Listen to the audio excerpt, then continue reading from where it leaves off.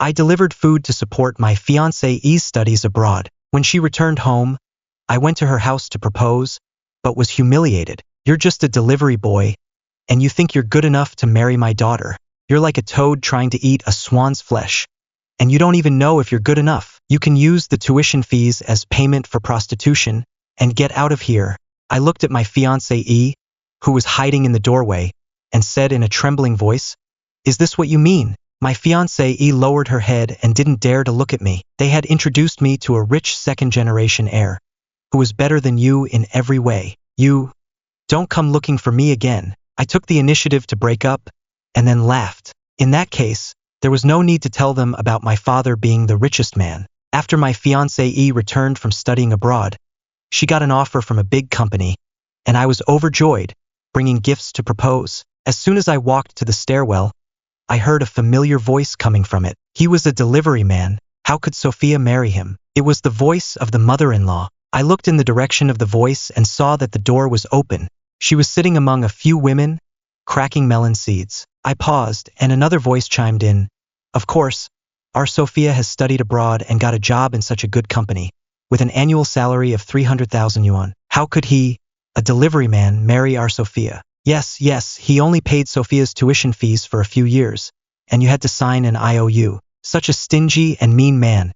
You'll suffer after marrying him. My niece doesn't have such a high degree as Sophia, but she married a businessman and is leading a good life. Sophia's mother, you must not agree, or you'll ruin your daughter's life. The mother-in-law snorted.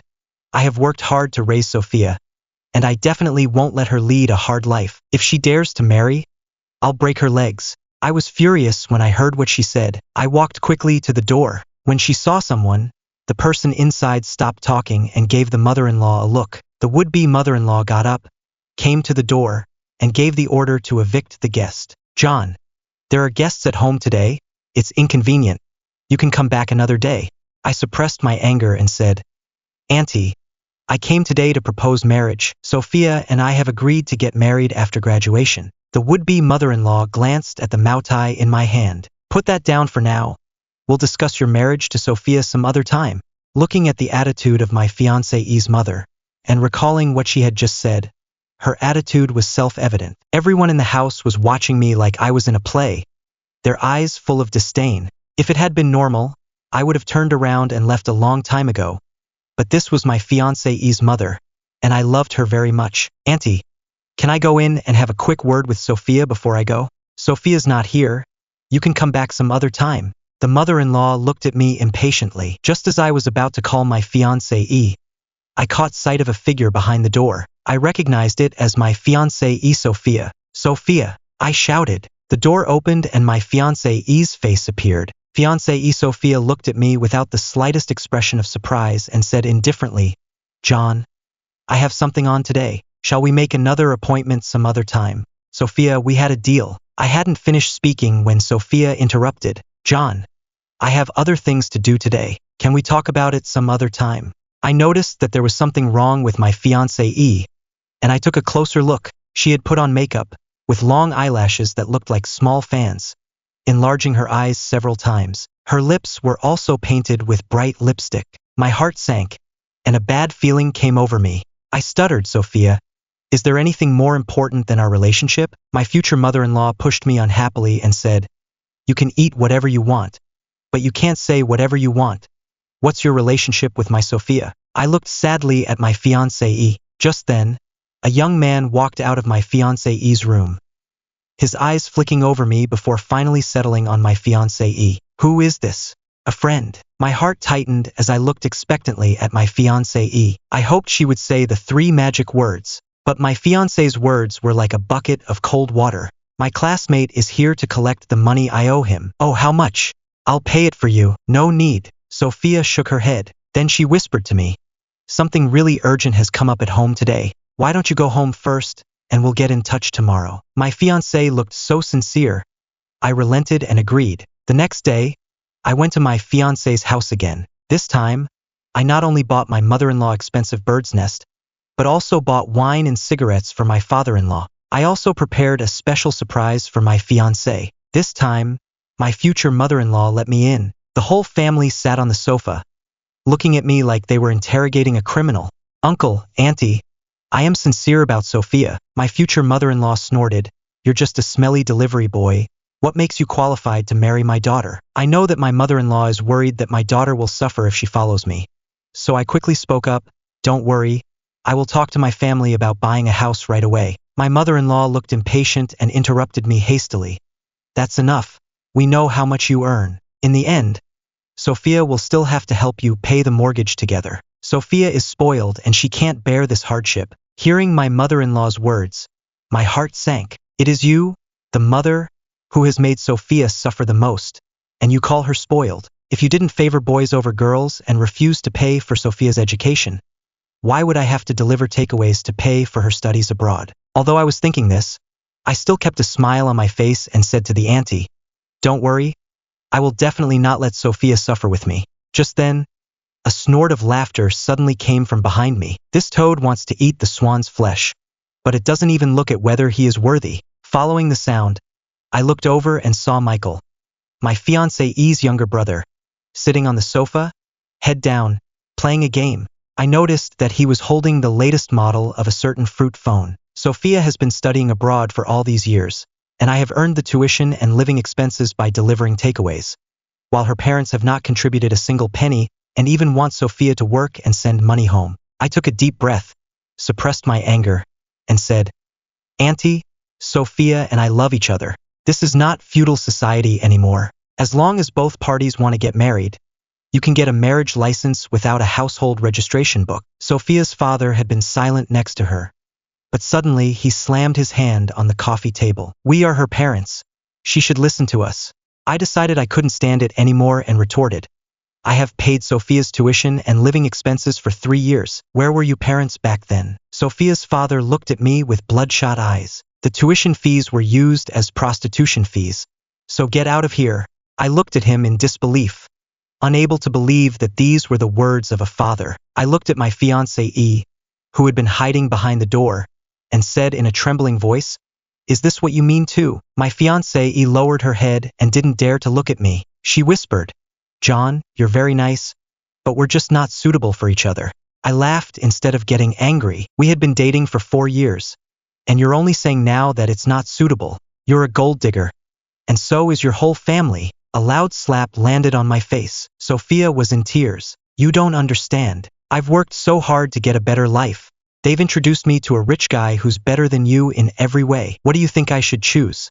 I gave a bitter laugh. It was that guy from yesterday, wasn't it? He bought that necklace around your neck, didn't he? Sophia covered the sparkling diamond necklace with her clothes and gave a cold look. There was deathly silence in the air. In this silence, I felt a heart slowly dying. Let's break up. After saying that, I turned around and left. Just then, a voice called out to me. Wait! I turned around and it was Michael.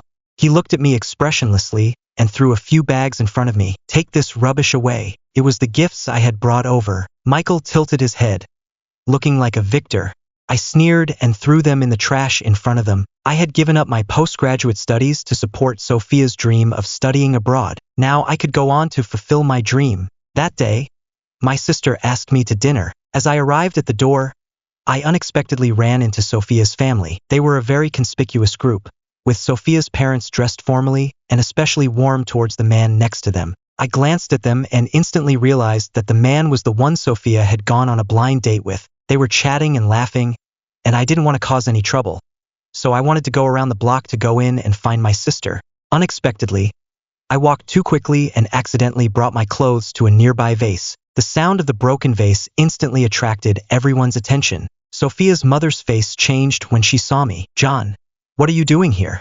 I was about to explain when Michael on the side spoke coldly. You really are shameless, and you're following my sister here. Sophia's mother heard this, crossed her arms, raised her eyebrows, pointed at my nose and said, You don't even look at whether this is the place you should be, and if you keep pestering our Sophia, I'll call the police and have you arrested. Watching the whole family turn black and white, I rolled my eyes. I came here to eat. Sophia's mother sounded like she had heard a good joke. Just you? With an average price of over 1,000 yuan per person, you can afford to eat here. I didn't want to get into it with them, but just then, the restaurant manager saw the commotion and hurried over. Sir, you broke our vase and you need to pay for it. How much? 88,990 yuan. I frowned. That expensive? The manager nodded and handed over an invoice. At that moment, a sniggering voice came from the crowd. Manager, this person is just a delivery boy. He can't afford to pay for it. I advise you to call the police. It was Michael who spoke. As usual, he looked carefree, and his eyes were full of contempt as he looked at me. The manager gave me a suspicious look and was about to take out his phone when Sophia spoke up. Wait, your vase placed at the customer entrance is indeed very dangerous. It's not entirely his responsibility. Your restaurant should also bear some of the responsibility. The onlookers nodded their heads at Sophia's words. Yes, yes. Sophia continued, how about this? He pays half and the other half is borne by your restaurant. Calling the police will also have an impact on your restaurant. What do you think, manager? The manager pondered for a long time and agreed. At this point, Sophia looked at me. John, I'll pay for this, but I hope you'll leave me alone in the future. I already have a boyfriend and we're getting married soon. After she said that, she put her arm around the man next to her and snuggled up to him. People around us looked at me with disdain, and at that moment, I felt unbearable pain. What made me feel even worse was the 4 years of my youth that I had sacrificed. When I was delivering food on an electric bicycle in all kinds of weather, racing against the clock up flights of stairs, putting up with difficult customers, what kept me going was the future with Sophia. I thought my dream would come true soon, but she shattered it with a single sentence. As I was lost in my memories, the man next to me said, Manager, how are we going to pay? We're waiting for dinner. So hurry up and get us a private room. The manager took out the POS machine and didn't forget to direct the waiter to take them to the private room. One of the waiters ran past me, and a strong force made me lean backwards. Just as I was about to fall, a hand caught me. I looked at her, my voice a little hoarse. Wait, the crisp, commanding voice made the manager turn around. The moment he saw my sister, the manager and Sophia's fiancé exclaimed at the same time, Miss Emily. My sister looked at them coldly. Our Emily family doesn't need other people's flattery. We have enough money. Emily, who is this? The fiancé nodded meekly, completely losing his earlier arrogance. He is my younger brother, the future heir of the Emily Group.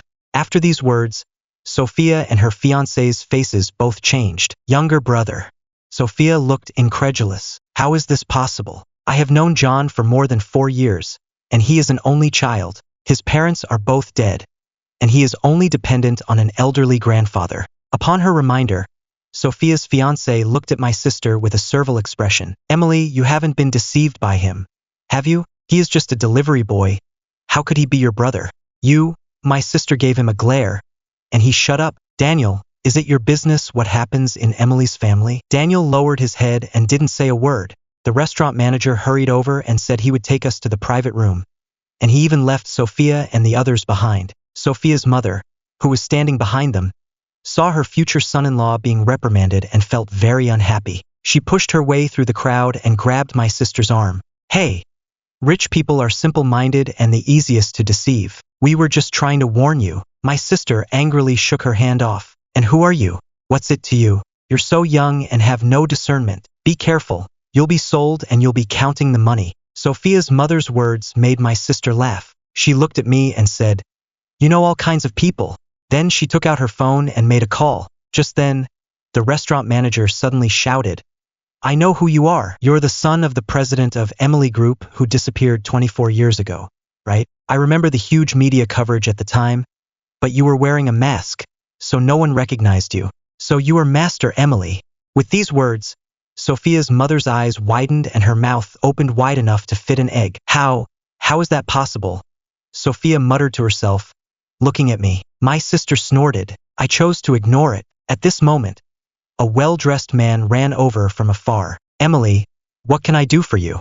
The restaurant manager behind him was so shocked to see this person that he couldn't even speak. Boss, why are you here? The boss snapped at the manager.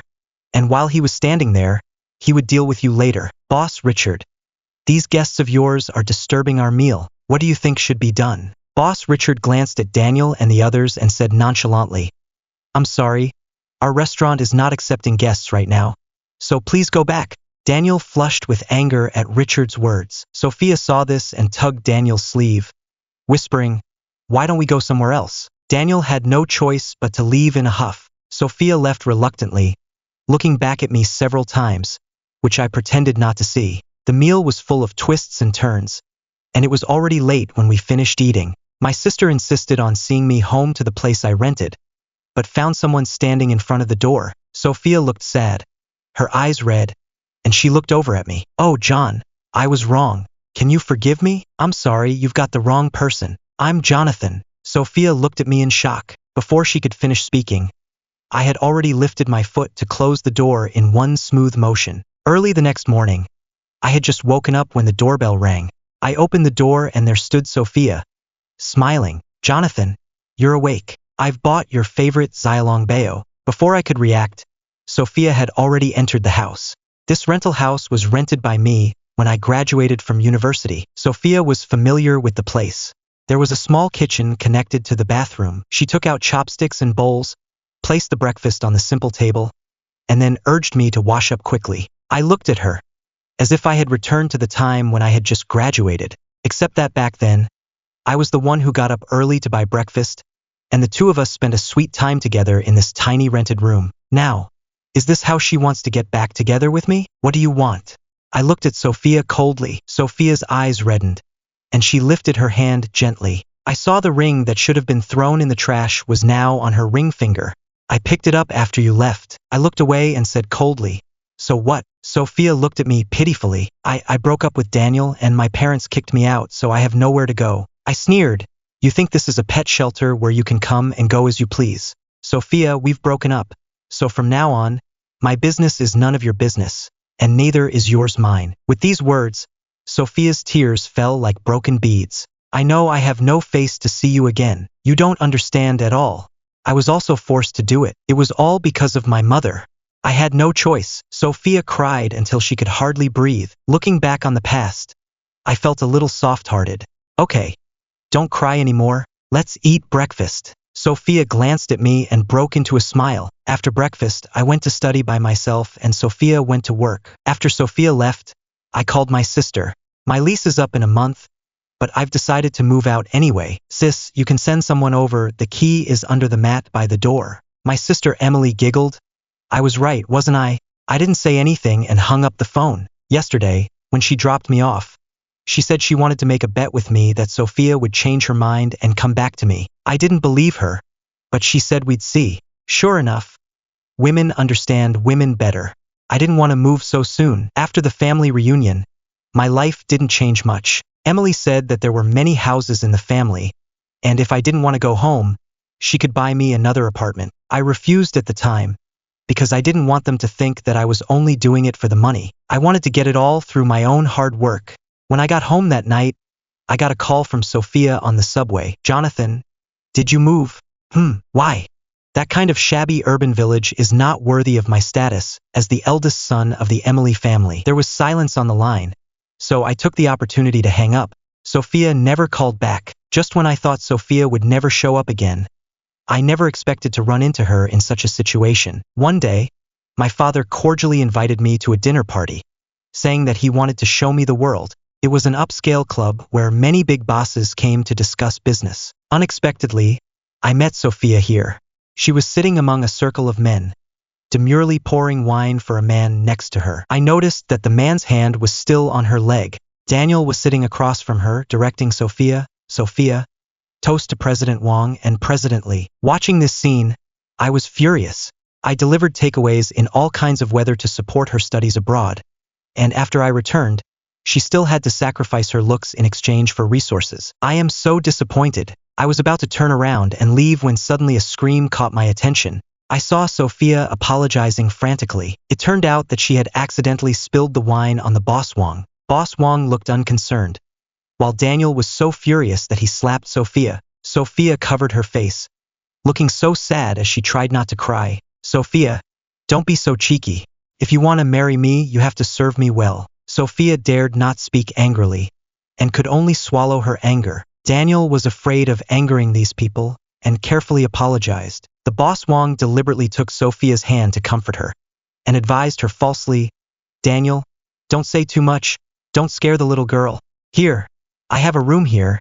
You go up and rest first," he said, and slipped Sophia a room card. Sophia didn't take it, and Daniel glared at her fiercely. President Wong is concerned about you, so say thank you quickly. Sophia resisted, and even President Wong's face didn't look good.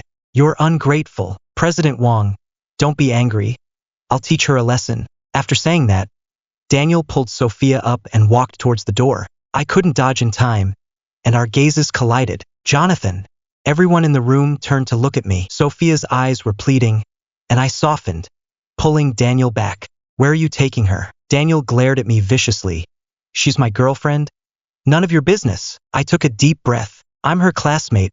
I'm going to handle this. Our argument attracted the attention of the waiters, and people from other private dining rooms came out to watch the fun. What's going on? A stern rebuke made everyone present shiver involuntarily. Looking back, I saw that the person who spoke was my father, President Wong, who had been standing around watching the fun. Immediately changed his attitude when he saw my father. Oh, President Emily, what a coincidence, you're here too. My father nodded, and after scanning the room with his eyes, he fixed them on Daniel. Daniel was already so scared that his legs were weak and cold sweat was breaking out on his forehead. President Emily. My father didn't even look at Daniel, but turned to Mr. Wong and said, Mr. Wong, let me introduce you to my son, Jonathan. As the saying goes, the apple doesn't fall far from the tree. Your son is really good looking, has a lot of courage, and has an unlimited future. My father smiled slightly and said, since we've run into each other, I wonder if Mr. Wong would be so kind as to accompany my son and I for a little chat. Mr. Wong's eyes lit up and he nodded eagerly. Emily, you're too kind. I'm more than happy to. Please. My father made a gesture of invitation, and Mr. Wong walked forward cheerfully. I was about to follow, when a hand grabbed mine. Jonathan, thank you. Can I go say thank you to my uncle? I let go of her hand without making a sound. There's no need. You should go back quickly. You're a graduate student, and you've fallen so low. Don't make me look down on you. With that, I turned around and left. Behind me, I heard sobbing. This time, I didn't turn back. After the exam, I entered an internship with the group arranged by my father. With school on one side and work on the other, I was extremely busy. At the introduction of my sister, I also went on a blind date. The other party was the daughter of a real estate boss, with outstanding temperament and extraordinary conversation. After several meetings, we developed mutual feelings. My sister advised me to confess my feelings, so I took the opportunity on her birthday to do so in public. Someone took a photo and posted it online. I expected to receive blessings and compliments, but instead, the comments section was full of nasty comments about me. A two-timing scumbag. He started it but didn't finish it, and Jonathan is the modern-day Chen Shimi. I advise young girls to keep their eyes open when looking for a partner and never go for someone like Jonathan. It makes me so angry, and I feel really sorry for my ex-girlfriend. Emily family, the rich and powerful, can toy with other people's feelings. Let's boycott all the brands owned by Emily Group. As I read the online comments, I became more and more puzzled. What have I done to deserve such hatred? Just then, my phone rang. It was Emily. As soon as the call connected, she asked if I had seen the online comments. I had. What is it with these internet users? I was just in a relationship, and they made it seem like I was collaborating with the enemy. My sister snorted derisively, then sent me a link. When I clicked through, I nearly died of anger. It turned out that Sophia had registered a social media account, claiming to be my girlfriend, posted a lot of intimate photos of me online, and earned rewards from netizens by showing off her affection for me. In just half a month, her account had already gained over 500,000 followers. She tagged the Emily Group Air every time she posted a video. That's why the netizens always thought she was my girlfriend. So when they found out that I was officially dating someone else, they thought I was cheating on them. I was so angry that my hands were shaking. My sister asked me what to do. I replied, gather evidence, clarify, sue. My sister was fast, and she immediately found me a new media operation team to work on the statement overnight. I also registered an account and directly put the clarification statement at the top. The logic was clear, the writing was rigorous, and there was evidence for every rumor.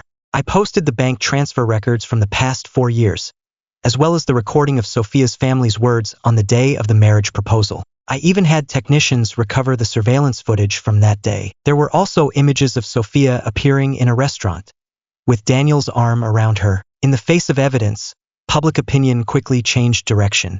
All the rumors about Sophia fell apart. Soon, she got her comeuppance. Netizens who discovered that they had been deceived rose up against her, and some even directly opened a box of meat to attack Sophia. Soon, Sophia's real information and workplace were uncovered. Unsurprisingly, Sophia was exposed online. Sophia was pointed at and criticized by people wherever she went.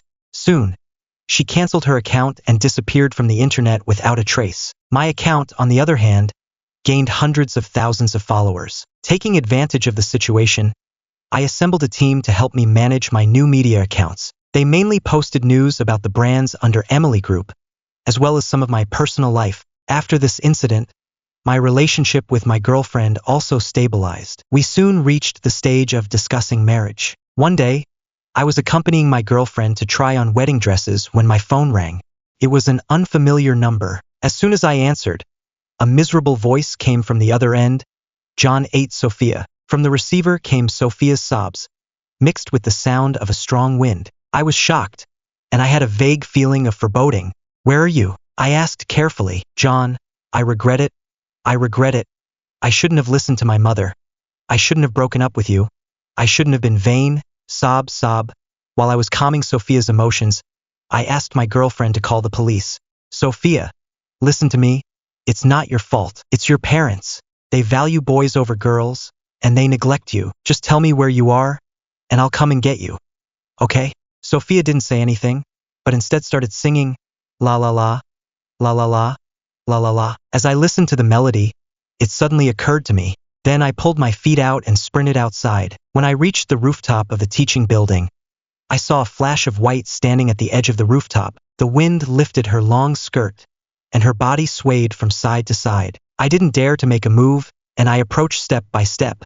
When I got behind Sophia, I called out her name carefully. Sophia? Sophia's body stiffened, and then slowly turned around. When she saw it was me, her eyes lit up.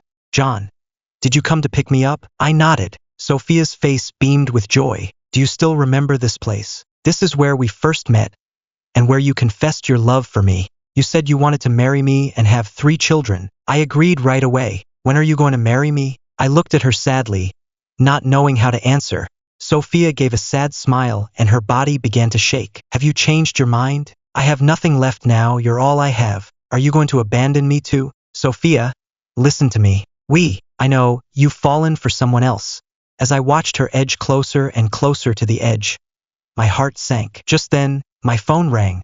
It was the police. They told us to do our best to calm Sophia down, not to provoke her, and not to let her do anything drastic. I nodded and hung up. I turned to Sophia and said, Sophia, come here for a moment. Let's talk about this. I'm worried about you like this. Sophia suddenly became agitated. You're in cahoots with them, and you're just trying to trick me. Everyone's tricking me.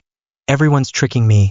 Sophia sobbed. I was at my wit's end. It was obvious that Sophia's mental state was not very clear. Just then, a sound of footsteps came, and a group of people rushed to the roof. At the head was Sophia's parents. Sophia, don't do anything stupid. But when Sophia heard their voices, she became even more agitated. Don't come any closer.